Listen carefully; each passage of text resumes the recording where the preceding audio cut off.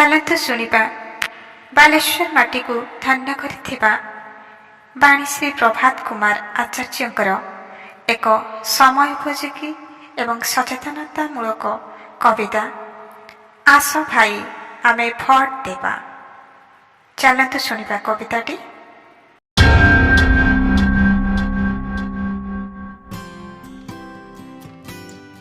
ଆସ ଭାଇ ଆମେ ଭୋଟ ଦେବା। ଆସ ଭାଇ ଆମେ ଭୋଟ ଦେବା।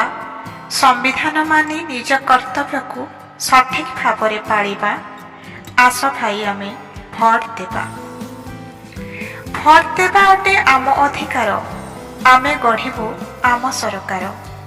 କାହାରି କଥାରେ ପ୍ରଲୋଭିତ ହୋଇ ମଦ ମାଂସ ନ ଖାଇବା। ଆସ ଭାଇ ଆମେ ଭୋଟ ଦେବା। ବାଛିବା ଉତ୍ତମ ପ୍ରାର୍ଥୀ, ଯାହାର ନଥିବ ସ୍ୱାର୍ଥ ପ୍ରବୃତ୍ତି। ଲୋକସେବା ପାଇଁ, ଦେଶ ସେବା ପାଇଁ ରହିଥିବ ତା ଅନୁରକ୍ତି। ତାକୁ ହିଁ ନେତା ବନାଇବା। ଆସ ଭାଇ ଆମେ ଭୋଟ ଦେବା। ଦଳଟିଏ ରାଜନେତା, ତାଙ୍କ ସ୍ୱାର୍ଥରେ ସର୍ବଦା ଚିନ୍ତା। ତୁମ ଆମ କଥା କେମିତି ବୁଝିବେ, ପୁରେନି ତାଙ୍କ ପେଟ ଚିନ୍ତା। କେତୋଟି ଟଙ୍କାରେ ମୁଣ୍ଡ ବିକିବାନି, କେତୋଟି ଟଙ୍କାରେ ମୁଣ୍ଡ ବିକିବାନି, ହାତେ ହାତେ ପାଣି ଦେବା। ଆସ ଭାଇ ଆମେ ଭୋଟ ଦେବା। ଭଲ କରି ବୁଝ ଭାଇ, ଆମକୁ ବୋକା ବନେଇ। ସ୍ୱାମୀ ଥିଲା ବୋଲି ଦୁର୍ନୀତିରେ ବୁଡ଼ି, ସ୍ତ୍ରୀ ହେଲା ଗଙ୍ଗା ଜଳରେ ରଗଡ଼ି। ଟିକେଟ ସୁନା କଳସ ତା ମୁଣ୍ଡେ ପଡ଼ିଲା।